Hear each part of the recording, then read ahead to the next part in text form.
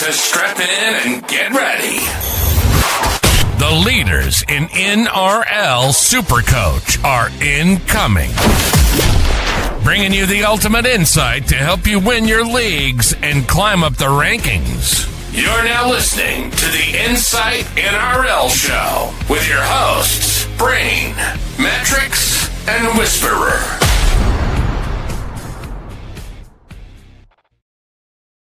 G'day everybody, welcome back to the Insight NRL Show. You're watching the Round 25 preview. I tell you what, the year is going very quickly. We're into head-to-head semi-finals now, and there's plenty to play for some. We've got the full deck, the full team on deck, I should say. Josh and Mattrix and myself. Josh, how are you, mate? What's been happening in the world of Whisperer?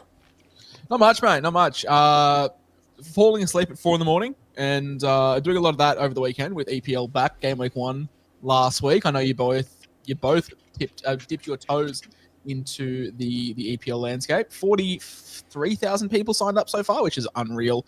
Talking Tactics is flying. It's not too late to make a team. Jump in 38 weeks. Average score is like 110, 120. So you're not that far behind. Make a team. Give me a DM. We'll happily help you out. But it's good. It's good. Everything's good. Footy is winding down. SuperCoach Finals was announced today. We'll talk on that a little bit. But life's good. Matty, how about you?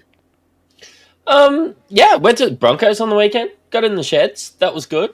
Laid 300 meters of turf. On the what was that? That was yesterday. Not much else really. Bloke never works ever. Well, it sounds like it. Bro. So much so, I'll just change your name to Jamie Jury there. That should that'll be good for the rest of the show. Bit of a green thumb for Mattrix there. That's good to hear, mate. But the sheds would have been pretty cool. Yeah, no, it was good to get in. Yeah, good that they won. Got the text, hey, do you want to come down in the sheds at halftime? And then Dolphins scored off the kickoff. So I very nearly texted back and said, yeah, thanks, but no thanks. Didn't want to catch depression down there. But no, it was a really cool experience. So. It was a good win. A good win in the end too. A great game. So yeah, good time to go in the sheds. Guys, we'll before we jump into things, hit that subscribe button and the like button if you like the content. It helps us get it out to more people. And if you're listening on audio, Spotify, Apple, wherever it is you get your podcast, hit that follow button and leave us a 5-star review if you like the content. Boys, Josh, you mentioned SuperCoach NRL Finals is here. And so that was released as of today. Do you want to give everybody a bit of a rundown on what to expect with NRL Finals? Of course. So, NRL Finals, not to be confused with SuperCoach Finals, as we are currently in the midst of right now. This is finals for the NRL Finals. So, after round 27, we normally all switch off. I thought I was definitely going to be, and I'm absolutely not now. So basically, is it 5 weeks? 5 weeks? Yeah, because you got 1 week off, isn't it? Yeah. It's 5 weeks, yeah. 5 weeks. So, no salary cap. Captain boys, triple points. I love a Reece Walsh 450. So how good's that? Vice captain, double points. So Loop is gone. And you may ask, well, what's the point of picking a bench then? Well, you don't. 8 players you select, 7 count with the flex dropping out, of course, and a maximum of 2 players per team. And it's going to be really, really, really interesting. The initial thoughts were everyone's just going to load up on Grant, Haas, Young, Cleary, Munster, like the likes. But really, when you think about it, those sort of teams in the top 4, your Penriths, your Melbourne, your Bulldogs, your Raiders, they're all going to be playing each other. And you most likely think it's going to be a bit of a slugfest, a bit of a 10-8 affair. So I'm going to be looking at, especially in the first week, some Roosters boys off air. You mentioned a bit of Sammy Walker, a bit of Gus Crichton, a bit of Teddy. But you're not just locked into those guys. You pick a new team every single week with no salary cap. So it's a rotating every single week for 5 weeks, straight shootout. I would imagine as we get deeper into the tournament, I've played a little bit of like fantasy Euros or fantasy World Cup for soccer. As more teams get knocked out, the maximum cap on players obviously increases. So it's going to be really interesting. I'm really looking forward to it. A little bit of a shootout, 5-week shootout, Matty. Yeah, I'm pretty excited for it. It's just another format to get involved in. We'll of course be covering it. Second, I suppose some extra legs for the NRL season here. I thought I would be rolling into NBL and NBA season, just sneaking in there quietly again. But yeah, no, apparently we're going to be still talking about NRL. But yeah, just really good, and especially if you've got some mates that you think that maybe you could get involved and didn't get too involved in SuperCoach or can't, commit to a 27-week season. 4 weeks, have a try, have a dabble, see what happens. Yeah, absolutely. Have a crack, especially if your season's been over for a while. It gives you a bit of a second life.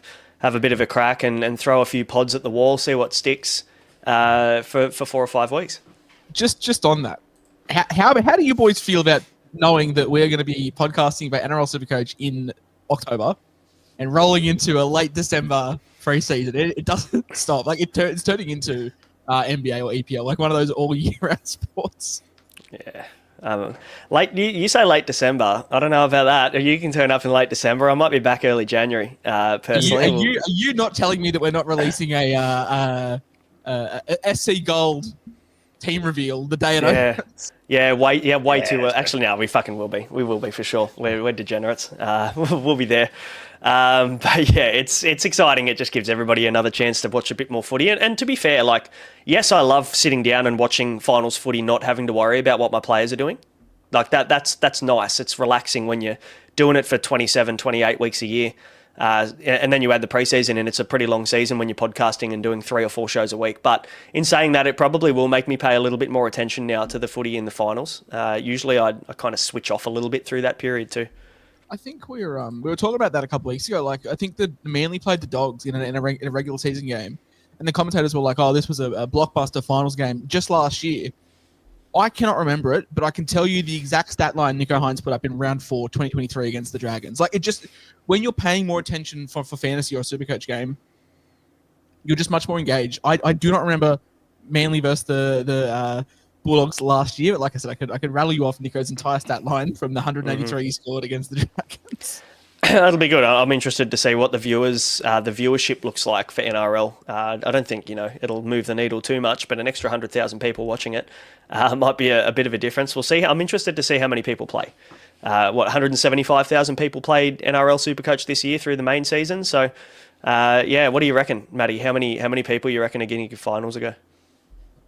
Oh, maybe 40,000, 50,000? Yeah, that's probably my guess. I reckon maybe a third, 60K. Yep. We gave EPL SuperCoach a shout out. You're doing some good things over there, Josh, with talking tactics. We're into game week 2, aren't we, at the moment? We are. And as much as I love to have my own ego stroked about projects that I'm doing, I know that we had the coding error for SuperCoach Finals go down today. So people may have saw our post about our league code and maybe like not been able to jump in. So I think now is probably a great time to plug that one more time, and we'll put it in the description as well. Yeah, 605711. So 605711 is the league code, the unlimited code.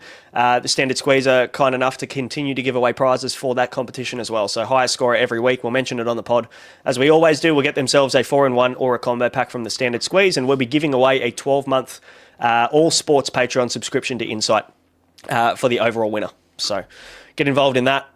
Free to enter, 605711 is the code. But yes, on Talking Tactics, game week 2 this week. Really, really looking forward to it. Like I said, you boys are playing and loving it as well. Once NBA and NBL rolls around, I'm sure you guys will plug those. So sports coming all year round. Game week 2. But more importantly, boys, 8.5 minutes and we haven't spoken a word of NRL SuperCoach. I reckon we jump into it. Yeah, let's do it. Squeeze of the week we start things off with, Matty. Throw over to you, mate. Who took it out?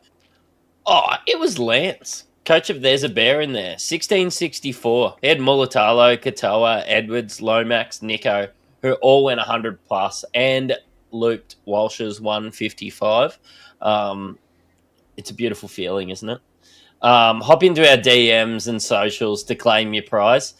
Justin's still up there. He's 8th overall at the moment. We have 26 in the top 100. Love it. Flying. 3 rounds to go. Nearly said 2 rounds to go. Getting ahead of myself. But a pretty important week. There's a lot on the line. There's cash on the line for a lot of people that are in head-to-head cashies. Semi-finals this week. Must win. Loser bows out. So let's have a chat about the hot topics this week. Before we dive into Garrick's centre wing replacement, which is pretty much the main topic for the show, dual positions for finals have dropped, which are also a bit of a sneak peek into what we're going to be walking into in week 1 of 2026. So very quickly, Aaron Clark loses his front row forward dual. He is 2RF only, which is a big sad. Luke Metcalf loses his 5'8" position and is halfback only next year, which is even worse. The one I probably think moves the needle second most, before we talk about the last man, Chance Nickel-Klokstad gets centre wing back. Mattrix, take you back 2 years when Chance was 370k centre wing fullback dual. What a time. Yeah, I'm punching the bottom of my desk just thinking about it. C and K there. It was one of the great seasons from centre wing, and he's never been good enough to warrant a fullback spot, but he's always a good one to find. In my centre wing, you get so many more players at centre wing. C and K is always going to have a place in my centre wings while he's there. That was the same year that Hamiso was a centre wing fullback dual as well, and I think he came in sub 400k at the same time, both of them. I think you boys are forgetting 2019. Chance Nickel-Klokstad, 165k at the time. Centre wing fullback dual, averaged about 58, 59 of the season at the Raiders. Life was good. Life was good. Absolutely. Josh, your boy Blaze Talangi, he loses his centre wing dual next year, sadly, because didn't play enough games in the centre. 5'8" only for Blaze next year. So there's 3 players that have lost their hooker dual as well. Cam McInnes, Sandon Smith and Max Plath all lose their hooker dual. So McInnes and Plath 2RF only. Sandon Smith 5'8" only. More importantly, though, Kalani going keeps his. So we haven't actually had a chance for him to lose it yet. So that's fair enough. He hasn't played a game yet, so we don't know whether he's going to play anywhere. But yeah, fair enough. But the big one, boys. Most owned, round 1, 2026, Tom Trebojevic adds centre wing to fullback. It feels like cheating a little bit. Like everyone's just going to have him from round 1. I reckon it'd be ballsy not to, but like with the injury history and everything, I don't know. Like, are you ready to take that on again, Josh? Yeah. No, as Michael Scott once said, no doubt about it. I am ready to be hurt again.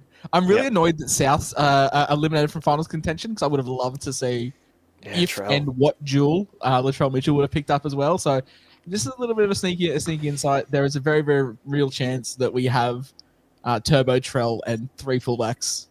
So 5 fullbacks, gun fullbacks. So, Matty, like, what do you like? Round 1, gun to your head right now.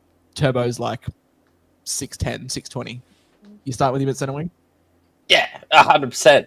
I was going to quote another great man, Carl Johnson, his hometown San Andreas. Shit. Here we go again. That's twice now in 2 days that quote's come out. Maddie and I recorded 3 back-to-back NBA episodes yesterday, and that one made an appearance. So you got to run it when it's fresh in the mind. So there's a little bit of a look in. We didn't go through all of them. There's a ton of them, and a lot of them are irrelevant when it comes to SuperCoach, but they're the main ones anyway. Boys, let's move into Garrick. Obviously out for the season, all done and dusted for Ruben Garrick, and nearly Manly Sea Eagles season, to be honest. But we're looking for a replacement. The downer, I guess, with Garrick is that he is only 480k now. So he's just crashed in value, which makes it really tough. If you don't have money in the bank, it makes it really tough to get up to anyone meaningful. Let's kick things off. We've all brought 2 centre wings to the table. Josh, you want to kick things off for us? Where are you headed with your Garrick replacement? Yeah, mine's going to be Roger Tuivasa-Sheck, 603,000 big one. So you would have to have a little bit of money in the bank to pick up RTS, but he's been ultra consistent, barring one poor game against the Dogs in the monsoon. He's been really, really good. Basically, I would say all season, but really picked up momentum sort of round 17, 18 when we also sort of talking about him. His ownership went up. We can see that run home, boys. Titans away this week, Parramatta at home, into Manly away. It doesn't really get much better. I would say they probably have the best run home, like maybe the Titans, but then you've got to think about the attacking output that they're putting out. So I think that Warriors draw is really, really handy. RTS, he is safe as houses and really won't let you down. Like I said, even at his worst, he put up 40 against the Dogs. So really, really happy about him as well. And the other guy I'm looking at as well is a Tigers, man. We can see their draw. of the Cowboys into the Raiders next week, which is a tough game, and then the Titans in the very last game of the season. And it's Taylor May, 485K, up 40K on the year. I can tell you as a Tigers fan, he's been the best teammate on our team since his debut for the Tigers 4 rounds ago. He put up a 90 against the Titans, then 2 pretty tough matchups of a 49 against the Panthers, a 32 against the Dogs, and then a 101 last week, obviously, when he tore Manly apart. Takes on the Cowboys this week at the 8th wonder of the world. Then into Melbourne at GAO, then into the Raiders at GAO. I think you can very, very comfortably sit him against the Raiders next week. He would be up against Matt Timoko, which is not a great matchup whatsoever. But then the Titans last game of the season. So my 2 boys, Taylor May and Roger Tuivasa-Sheck. Rate it. RTS is firmly on my radar this week. I'll need to look at my head-to-head matchups and work out whether it's a differential or not, because I might have to match it at some point if I'm a bit worried. But yeah, rate that. My first one's Adam Dewey. Not really a surprise. I think he's probably one of the standout options this week at centre wing. He's gone on an absolute tear the last few weeks. 110 against New Zealand 4 weeks ago. Into a 51 and a 45, so not ideal in that scenario. But then he went 105 into whatever he scored last week, 115 or something, whatever it was. So I'm looking at Dewey and I'm thinking, am I out thinking the room not buying him? Is it that obvious to me that I should get him? Because there's one other guy that I'm looking at, I'll talk about in a second. But having a goal kicker is always nice at centre wing. He's still a Tigers player. And it's so hard to get that out of your mind that the Tigers, up until maybe 3 or 4 weeks ago, were a basket case. And now we're saying that they've improved and everything's great. But we're coming up against the Cowboys who leak points, but it just seems like such a platform for the Tigers to shit the bed. And I'm kind of a little bit concerned about that. But I still think he's probably the best option at centre wing. My second one, though, is a very, very left field pod. It is Philip Sami. Now, for me, I wanted to get him in for about 8 weeks. He was on the Pod Watch article that we put up on Patreon for a good 6-7 weeks in a row. His base is pretty solid. He's got a BP of 46. The last 5 games, he's gone 109, had a 39 where he didn't score a try, but then he's gone 69, 108, 71. He's coming up against the New Zealand Warriors as well. He scored a 76 last week. The guy just eats up tries for fun. We said on Sunday as well with Philip Sami, I feel like once 50 or 60 minutes ticks over, he then just decides he wants to play.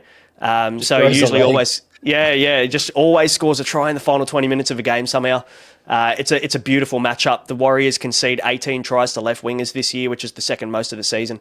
So, yeah... I also think that, coming up against the Dolphins into the Tigers, it's a nice 3-game stretch, as opposed to Dewey, who is coming up against the Canberra Raiders in the head-to-head in round 26 in the head-to-head grand finals.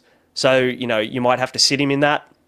I'm probably leaning Sammy over Dewey at this point, but I think both are really good shouts. Where's your head at, Matty? So, as always, as you guys all know, I'm always the first to get there and put the notes in. And a couple of popular options had been taken, so I would even could I say lefter field? Braden Burns coming off an 87, a 54, a 60, a 69, and a 79. Coming up against the Tigers, which has been a better matchup than most, into the Broncos, into the bye. Will cost you a little bit more from Ruben Garrick. So he's just somebody that I looked up. And look, here's one more that you don't have to spend money for. It's Matt Feeney for the Dragons. What are you rolling your eyes for? I tell you what, the Dragons draw is fantastic. The guy is a player that likes to play rugby league. Stoppable on his day. He is stoppable on his day. Believable player. To be fair, I did look at him and I did look at the streaming him and draft this week. I actually don't mind it. He scored 70 against the Cowboys, 80 against Canberra, and he's playing Souths this week. Into Manly, And then hopefully you've got the depth not to play him against the Panthers. So, look, stoppable on his day, but against Souths, that could be his day. 70, 80, 127 in his last 3 games. Like, that's pretty Yeah, bloody good. Like, and just make sure that when you're buying him, you don't go and get Max Fine accidentally. Make sure that you get Matt from the Dragons. That is who we're talking about. Now, I like it. It's very left field, but I guess, you know, we've got to give you a large amount of options. There's 6 different options there for you to go with. I think all 6 are pretty decent, to be honest. But not everyone's going to have the cash to go up and buy a Phillip Sami at 670k when Ruben Garrick's only 480. So you've got to have a ton of cash in the bank to make that work. So yeah, the Matt Fine's of the world are definitely putting their hand up if you need a cheaper option. Not Max, Matt. Let's have a quick chat about hooker as well. I think, you know, there needs to be something to be said with Brailey on the bye. Now, you know, people that get SuperCoach, like us, had Blake Brailey from round 1, right? If you didn't, that's okay, I understand. But sadly, you have no hooker this week, unless you have 2 playable hookers for some unknown reason. I have Sandon Smith dead on my bench for the last 6 weeks, but Blake Brailey's my hooker 1. We're going to need a replacement. Matty, you've got Connor Watson as your hooker 1. Talk to me first of all about anyone who has Connor Watson. There's been some conversations around people wanting to try and trade him out this week. What are your thoughts on that? Yeah, I really appreciated the 22 extra points Connor Watson got me than Blake Brailey's going to get you this week.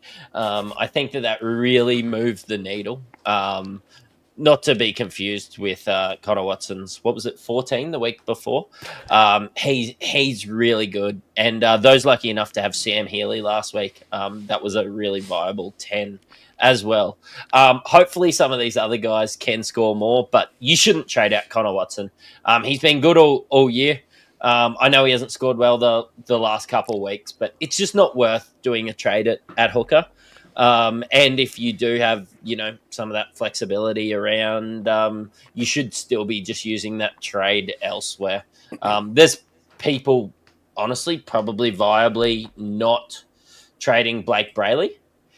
And just copping enough this week, which I think is completely fine. And Connor Watson, I can guarantee he's going to score more than Brailey this week. So you'd definitely so. A hold.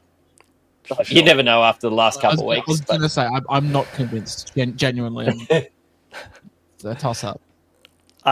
Josh, Matty kind of touched on potentially just copping an AE this week and having Brailey and a DNP at hooker if you've got Kalani going or whoever it is. Like, it's a viable tactic, I guess, at hooker this week, you know, pending your head-to-head matchups and whether you're chasing points. You can, like, the beauty of flex this year is that you can just cop a straight 17 and not have a player drop out. Yeah, well, I'm running an AE at hooker as well. I've got Connor Watson up there, so AE for me this week with him up there. But if I was looking in the market to buy a hooker, it would be Sam Verrills for me. Has played 10 games this year for 80 minutes, has averaged 62.2, and one of those games with a 37, where I think he did a stint in centre. So really, really nice numbers from Verrills. 5-round average of 70, which does include a 39 and a 59. However, his last 3 weeks against Penrith, Souths, and the Sharks have been 79, 88, 79. And a really, really nice draw for the Titans. We did touch on them earlier, probably having the best draw outside of the Warriors for the run home, up against the Wars at Seabus, then up against the Dolphins at Suncorp, and then the Tigers at Seabus. Both the Warriors and the Dolphins being really, really leaky through the middle. Tigers probably a little bit better, we're more leaky through the edges, but yeah, really, really like Verrills. 571k, just continues to be really good. I think we highlighted him after the Penrith game for 79, and since then he's gone 88, 79. So really, really would be keen to jump on old Semi V. Like it. Mattrix, who you got a hooker, mate? Who's your replacement? Gerard's gold footy competition is onto it. And sometimes you just got to let him cook. I said it last week, and you all laughed at me. And how was I to know that the Dead Sea would be part? I don't know. I don't read the Bible. Anyway, basically everybody got injured, and Damien Cook has become relevant again. Versus 6-13 Mattrix, I think it was. Jesus, mate, Damien Cook. St. George Dragons, elite draw, in the middle, against his old team. If you love a narrative, you've just got to get Damien Cook in your team. I tell you what, Whisperer, you missed some Bible verses from the Book of Mattrix when it come to Damien Cook in your team. I'm sure I missed plenty of high quality. You did. You were 2 minutes better off wherever you were, whatever you were doing.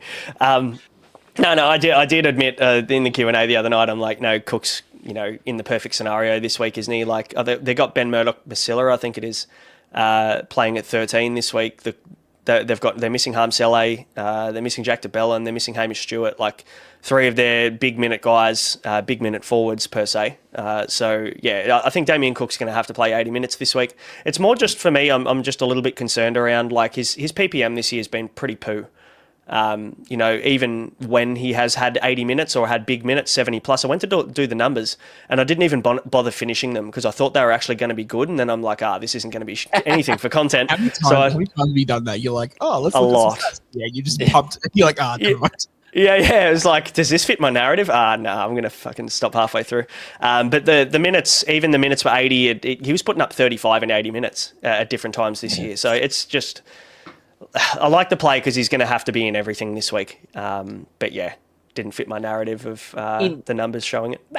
Okay, in games above 79 minutes, it was 49-79, 86-35, 48-63. Okay, it's not elite, but there's not much else going in at hooker. And can you look at the narrative behind 3 middles missing?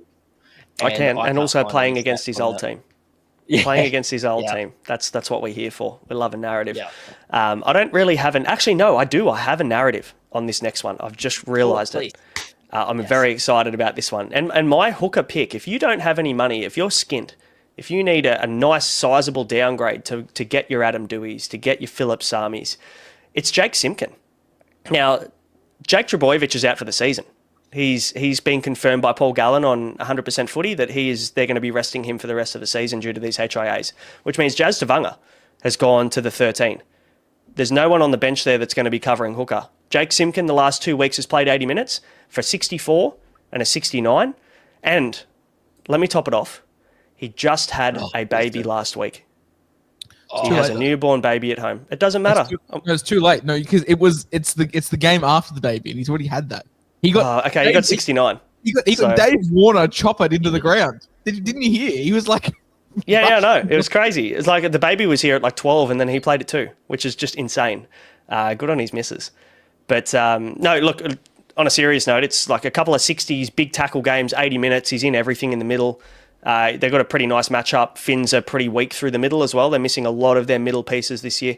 I can see Jake Simpkins scurrying around from hooker and making a couple of breaks up the middle in this one. Rate it. JMK. Also love JMK as well. Just wanted to highlight him as well. Kurt Donahue. Can I throw one more out there? I know it's not one. I can't get any worse than the last one, so go for it. Yeah, it's bad. What if I told you starting hooker in 80-minute games at 5'8", he averages 55, and it's Billy Walters from the Broncos playing Newcastle this week. Friend of the show, Billy Walters. Shout out. Yeah. I kind of like that. 360K at hooker, playing Newcastle. Downgrade allows you to do other things. Yeah, look, it's only playing Newcastle. Can be a bit of a passenger for Supercoach in at 5'8". Definitely when he was next to Reno and when he was next to Benji looking back in the day. But look, he's playing Newcastle. There's going to be some points scored. So I preferred the Josh Rogers stat, to be honest. That was a much better stat. It's rare that we get to sit there and Mattrix gets to quote numbers at us on the podcast. It only happens maybe once a month. So you've got to soak it up when he does. I'm here for it. I'm here for the Billy Walters stats. Plenty of options, I think, at hooker, just depending on how wild you want to get. But there's 3 viable options, I think, there. And then there's Billy Walters to add in as a semi-viable option. But he's a good bloke, so he gets an extra 10 points per game. Billy Walters could outscore Damien Cook there if we're going on my 2 takes, if it makes you feel any better. He probably could, to be fair. But that is hooker, that is centre wing, that is our thoughts on those. Now let's quickly tackle the weather for this weekend. And now here's Ollie Williams with the weather forecast. Ollie? It's gonna rain. Thanks, Ollie. Still one of my favourite stingers. I don't get to play it enough because it doesn't rain enough. But it is going to be raining again this weekend. We've had the majority of the rain in Sydney, but tomorrow's game, Souths and St George, 90% chance of 20 to 40 mils. It's going to be absolutely underwater, Noah's Ark type stuff. Now, if you've got an outside back like an Alex Johnston, a.k.a. me, or, you went and maybe your Hamo, shout out to him who bought Christian Tuipulotu last week. Maybe you're looking at Matt Feeney in the monsoon. Maybe this game isn't the best time to target one of these outside backs. Thoughts? Yeah. Well, we saw, what was it, 2 weeks ago? It was SuperCoach poor scores all round, and we targeted the dry fixtures. So what outside backs, apart from AJ, I would sit AJ. With no Trell, Cody's back, but it's absolutely pouring down rain. I would definitely sit this week if I had AJ. The disrespect to Corey Allen on my draft team. I'm going to have to sit him this week. If you were writing a strategy for Souths against St George after missing all those medals, you'd just be banging it straight down the hey diddle diddle, wouldn't you? You'd think so. Yeah. Which I would have loved to know that Keon Kamatangi was coming back, because I would have just held. It would have been so much easier to hold. Who did I buy for Keon? I'm trying to remember who it was. I bought Britton Nickera, so that went well. Oh, I bought Jeremiah Nanai, which is may as well be Britton Nickera. I don't think he's turned up for a game since I bought him. So I had Nickera for like a 42, like a 33, and then suspended for the season. Yeah, I could bring in Keon. Is he 100% playing, or is he on the extended? He's locked in, starting. He's locked in. Yeah. Oh, yeah. What do you think about Keon? Like, he's been named. What are your thoughts on him? Like, if you held him by now, do you play him? Is there any risk that you potentially sit him thinking that he's going to come back on minutes restriction? Held him. I think if you held him, absolutely. But I'm not buying him. No. God, no. Not a chance. I mean, who has trades to go and buy Keon except Mattrix? Me? I'm gonna go Jacob Preston to Keon. I think I went Keon to Jacob Preston. I'm gonna go Jacob Preston back. I guarantee you Mattrix will, Stephen, Bradbury, me and I will come last out of the three of us. Oh, how far back is he? We've got total score on the screen. 370 points, 360 points behind. Just for clarification, for anyone out there, I've got 17 players this week, and you might be thinking, oh, that's not too bad. Like, 17's okay. Like, it's still a full squad. My 17th man is Latu Fainu, so wheels up. Absolutely. Living the dream. Oh, tough.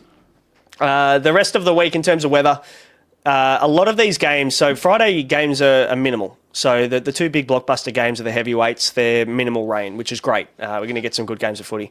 Then the Saturday games, so Manly in Manly at Four Pines, 50% chance of 1 to 5 mils. Gold Coast in Gold Coast, 50% chance of 1 to 5 mil. And then exactly the same for Para and Sydney. So pretty much... I love 50% of 1 to 5 mil. They're almost saying like, it could rain. It might rain. It might not. Yeah. If it does, it could be a little, could be a lot. A few of our SuperCoach takes. He could be good, maybe, but maybe he won't be. No rain for Newcastle and Broncos, though. So if you want to target the Broncos game in Newcastle, that could be a pretty decent fixture to tackle there. I think we've had a fair few questions, Mattrix, around what our thoughts are on Karapani on the Q&A. For anybody who held Karapani, would you play him this week? Yeah, I do think. I think we worked out he was running at Marju, but even if he was running at Dom Young... No, he's running at Dom Young. Matter.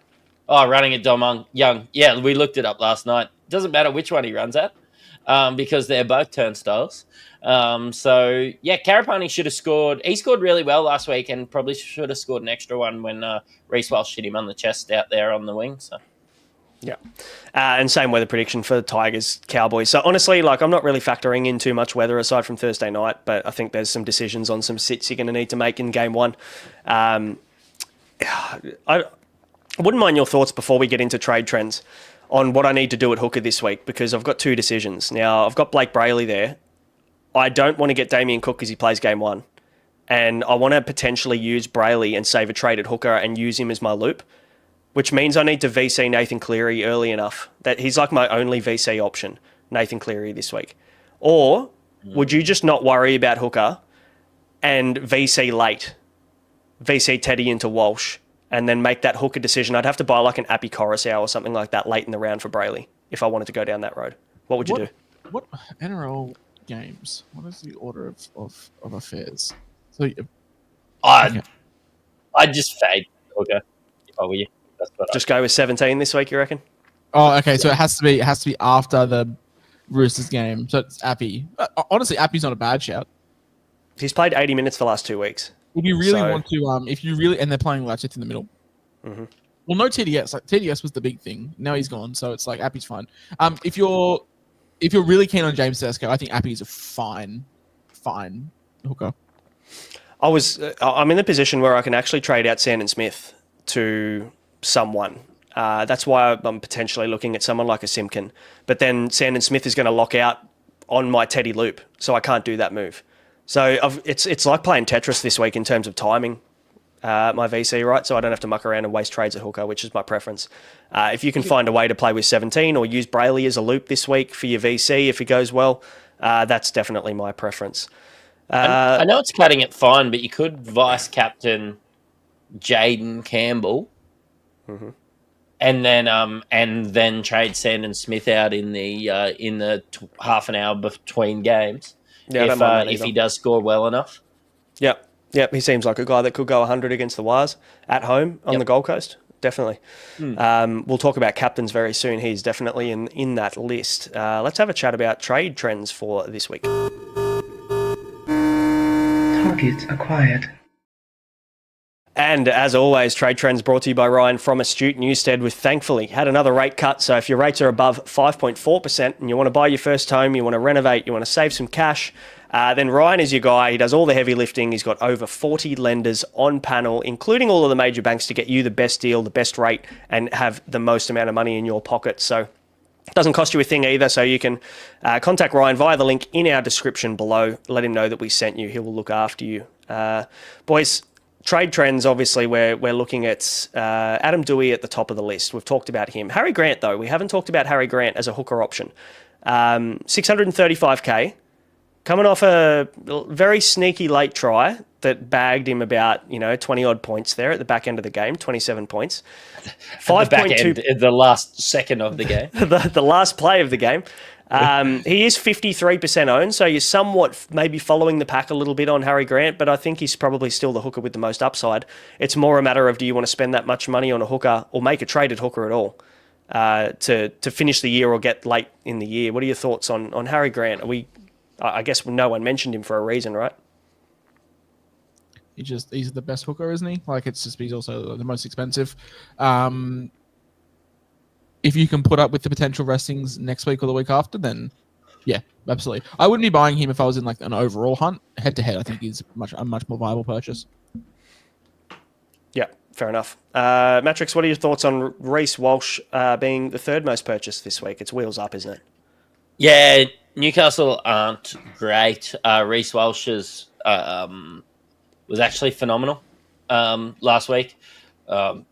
I know I missed the Sunday show, but yeah, watching it live, it was like the halves just got it to Walsh, and spoke about last week. Like, they relied on Walsh for his creativity, and like, to quote Ian, 50-50 Reece Walsh. We got the good 50 last week, so. Yeah, we absolutely did. He is a very viable captaincy option again this week, playing relatively late in the round. So we did say at the start of the year, or at the start of the week, or even on Sunday, we just said like the Knights and the Titans are the two teams we want to target. Looks like their season's pretty much over and they've switched off already, so definitely keen on the Knights. We talked about Taylor May, we talked about RTS, they're the fourth and fifth most purchased. We didn't mention Zach Lomax as a centre wing replacement. If you don't have Zach Lomax and you're currently in the 6.8 or 6.2% of people that don't have him, you can't anti-pod now, can you? You got to grab him. I don't know. I feel like we've had one good game in like the last 3 weeks. Like, yeah, like I own, but like it's been a tough watch 2 weeks before that, 2-3 weeks before that. But yeah, I still think he's the clear-cut best centre wing, but is it worth paying it? It's like the Karaz syndrome. If Karaz pops off this week, are we going to have the same conversation next week? But yeah, I'd buy Lomax if you don't have him. Centre wing options are so thin. Like, he's probably the clear-cut, but like I wouldn't be expecting trees to be ripped up. Matty, people are buying Sammy Walker. He's the sixth most purchased player. I understand why he's putting up scores, but he's coming up against the Eels again. No Daniel Tupou on his side, though. It's Junior Tupou who comes in and replaces him, so not quite the aerial threat that Daniel Tupou is on the left. Does that mean it's wheels up for Marky Mark this week? Are they just going to go to the other side? Or is there a world, potentially, where maybe do either of you think Mark can switch to the left wing to be that aerial target? Oh, I don't know. I haven't really thought about it. I mean, it could be. I'd have to go back, have a look at where Junior usually likes to play, whether it's on the right or the left. Yeah. Yeah, probably not then. Sam Walker, I can get around it, and it's looking ahead a couple games to that one against Souths in round 27 that could really give you a leg up. Look, he's a borderline captain option there if you're one of the three people that don't have Teddy. Can I tell you guys, SuperCoach Finals, just another format for me to fade Tedesco. It's great. Jesus. You're going to do it too, I know you will. Very confident that you will. So somehow Mattrix is going to go 32 weeks of fading Teddy. New record. More than what was advertised. Yeah. Matt, he's going to be deep in NBL SuperCoach world and deep in NBA fantasy world as well. And you watch, it's going to be the perfect excuse for him to not turn up as well during the finals pods. So well played. You can do what you want then. Don't have to answer to it every Sunday. Bo Firma, probably the other maybe centre wing we didn't talk about as a replacement. I'm just not really sure that the upside is there in Bo Firma. I think he's a great option. I prefer him at 2RF. I don't think I'd be buying him at centre wing if I had the other options we've already talked about available to me. Is there I guess, logic behind being able to buy Bo Firma this week as that replacement for Garrick? He's 591k, Josh. I mean, yeah, he's safe. And if, like I think we keep saying with Firma every week, if you've got a team full of high risk, high reward kind of guys, then Firma's the perfect little anchor to have in there. But yeah, he'll get you 65. He'll score a try, might get you 90. So yeah, he won't ever let you down at 2RF either. Probably has like a lower 50. So yeah, really, really good COV. It's just kind of a bit boring, but sometimes at this point of the season, boring is what works. Yeah, definitely. And look, he's a safe option. It'll probably get you 60 or 70 if that's what you need in your head-to-head final to lock in a finals berth. Then you could definitely go worse rather than taking the risk on a high upside centre wing. Most traded, Garrick, obvious. Herbie Farnworth, second. Cam McInnes, third. They're all out for the year, all done. So there's 3 warm bodies at 4, 5 and 6, though, boys. Dane Gagai, people have had enough. I would assume it's the same people that bought him 2 weeks ago when he played fullback and got nothing. So one of the all-time blunders there. I mean, would you just hold now? Like, these people trading warm bodies must have 4 or 5 trades, or your Mattrix. Yeah, if you're using your last trade on Dane Gagai, God help us. In saying that, I used my last trade on Alex Johnson last week, so what would I know? Matty, you're thinking about trading out Jacob Preston, so maybe you're in this realm. Must be nice. Yeah, it's elite. Keon Kolomatangi's going to get I might vice captain him. He's going to score 120 this week, but I mean, you're not playing him against the Broncos. That's probably the thing. And if you had that Ruben Garrick injury, and you are trying to get up to a Lomax or somebody that you can't simply afford from Garrick and Gagai gets you there, I can get around it. And I'm presuming it's that sort of situation, not just luxury trades. Or it could be people that, went on holidays to Hawaii for 4 weeks and forgot to trade for a few weeks and they're just trying to finish their season off. I was talking to somebody and I was like, how do you still have 10 trades? Oh, I went on holidays to Hawaii for 4 weeks and forgot to log into SuperCoach. So I've got had 12 trades last week. So yeah, honestly, they could be in situations like that. If you got through head-to-head until now, that's the perfect trade. If you go 0-13, next year, if you're a head-to-head player and you start the season 13-0, just stop playing for 10 weeks. Just save all your trades and then just go hard in finals. But it also not a great matchup for any centre really up against Shibasaki. Then again, no centre matchup. He's great against Broncos the way that Stags is playing at the moment. So yeah, not a great matchup. I wouldn't be selling. I'd just be sitting him. And he's definitely going to be in your team around 27 when no one else is available. The last one we'll mention on the sells before we move to captains is Tom Trebojevic coming up against the Dolphins. Maybe people have short memories about James Tedesco putting up 189 2 weeks ago against them. Is it just the non-belief maybe in Turbo's body? He did look a bit worse for wear last week when he went back to fullback. We talked about it on Sunday a little bit, like people may be just sick of him. I don't think I'd be able to trade him out because that would mean I would have spent 6 trades on him, getting him in and out of my team throughout the year. I don't know whether I could handle that if I brought him back in and then moved him on again. Matty, where's your head at? You've got him, don't you? Yeah, I've got Turbo. I went Dylan Edwards to Turbo. I look at it again and think that there's another good matchup against the Dolphins. So, you know what? I am not going to be... lucky Reece Walsh scored well. I had the captain on Tom last week. And Reece Walsh scored well, and I looked, and when he was at about 20 after 60 minutes, I was pretty thankful that Walshy scored well. So, I'm going to hold. Like, even Turbo scored 59 last week. That's not that bad. So more of the real question: when as the Supercoach community is the consensus that we're done on Turbo? When do you think it will finally happen? I did see a comment. Crazy Praying Mantis. Turbo will never be in my team again. They can give him 7 positions. Yeah. But like, what happens in say that like late February when we've got the preseason challenge and he beats like 3 people and scores 2 tries in 25 minutes? Yep. You bring him in. Of course you do. Crazy Praying Mantis round 1 preview live show. So I've got Turbo at centre wing. It's happened again. Guaranteed. It's locked in. 100%. Turbo is the Kyle Pitts of the NRL. His ADP is like 133 or something now. Kyle Pitts. I was looking before when I left it till the 9th round to take a tight end. Ended up taking Tucker Craft because I just thought about Turbo and didn't. And you left the tight end 1 on the board. Wow, crazy. Tucker Craft is going to have a ripper season. I started the season with Turbo. I'm going to start the season with Kyle Pitts in Supercoach NFL. As much as I'm sure people love NFL, let's move to captains. Are you ready, kids? Aye, Captain! Dead Dog Society is gone. Yeah. I was going to say, another great win for the podcast community with Dead Poet Society. No, not on the stinger.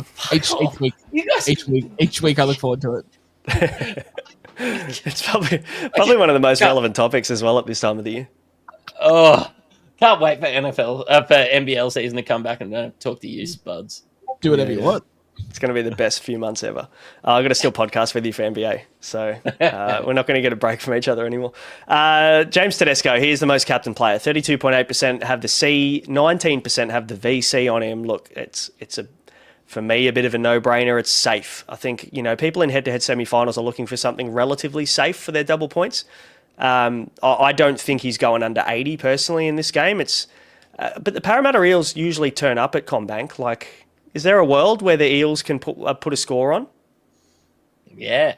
Trap game? Yeah, there is. Yeah, that's a trap game. I tell you what, I'm glad I don't have James Tedesco looking at this matchup. Holy shit, the copium material. Definitely doesn't fit my narrative. Parramatta, they grow an extra leg at CommBank. I really think... And they haven't been that bad defensively. He's getting 150, isn't he? Oh, 100%. Look, love it. Love James Tedesco. Where are you thinking, Josh? You're a Tedesco VC potentially. What are you thinking about with your captain? Sexy boy Reece Walsh. Play Shawn Michaels' theme song. But no, I'm VC Teddy into C Walsh. I'm not moving off that. I think that's just where I'm going to be. That's where I'm always going to be. Reece Walsh come out and say, "Hey guys, I'm going to deliberately have 14 errors. I'm still going to captain him." Like, I just think that's the combination that makes the most sense to me. Fair enough. And Reece Walsh is a great differential captain as well. It's not like he's high owned. Correct me if I'm wrong. He is still quite is he sub 10% owned? Well, he's 15.4. According to Instagram, only 3 people own him, which is just us 3. So. Yeah, fuck, we got flamed. I think someone in the comments came in after and goes, "It's amazing how much you guys got smashed for a captain who got 150," which is just Instagram, isn't it? Good times. Shout out to that guy. I think the comment was like 23 Walsh owners convincing themselves it's the good. Yeah. Realistically, in the top 10%, he's 15.4% owned now. People are buying him this week, so there you go. We've convinced people to buy him Go us. Trust me, don't. It's not fun. Oh, it's brutal for your mental health, that's for sure. Matty, where's your head at with captaincy this week? Like, just on Walsh, it is the highs and lows. Like, it was 123 weeks ago. It was then 20, and then at 150. Does 3 weeks encapsulate Reece Walsh more? No, that's the perfect example of what you're going to get. You need to throw in like a sin bin now. And honestly, like a sin bin, 6 errors and a fucking -4. And then that would be him. He doesn't get sin bin that much. Yeah, we haven't had the 13 at the 70th minute yet. No. Nah, That could be coming. That could be coming. The first week that you guys bought him, you went a week ahead of me.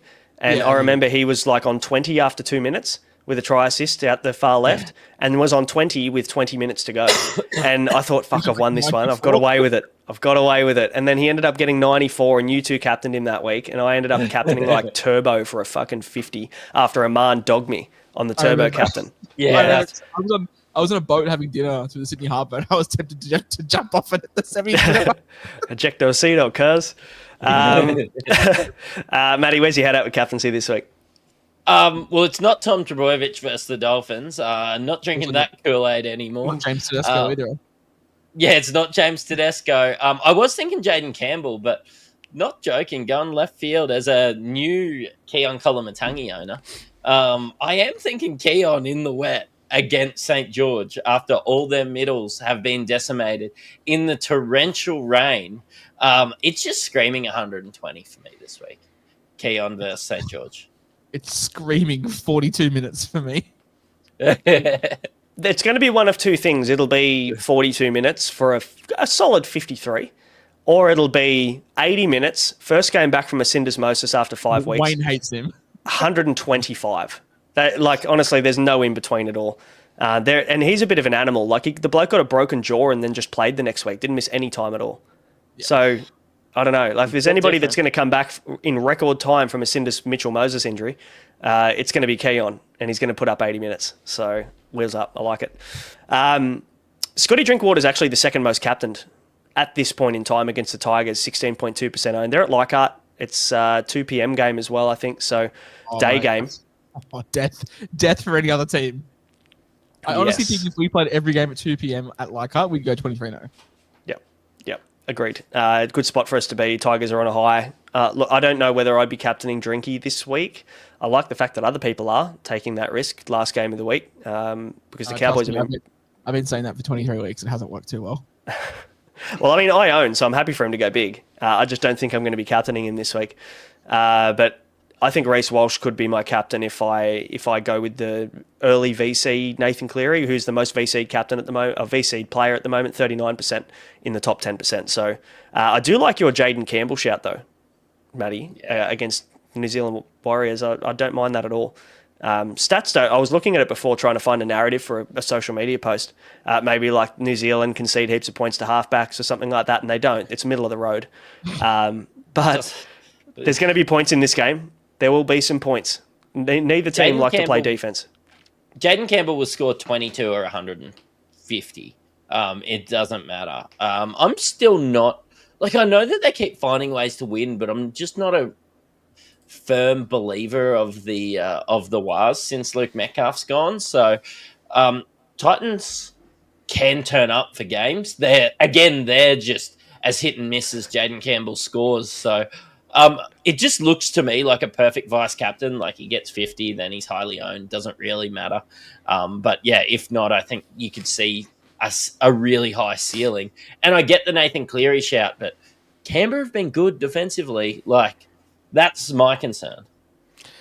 And just on Reece Walsh, if you are captaining him, you have to be prepared that this is probably the most important week of your head-to-heads, that you are ready to go down with the ship if it goes wrong. So that's, yeah.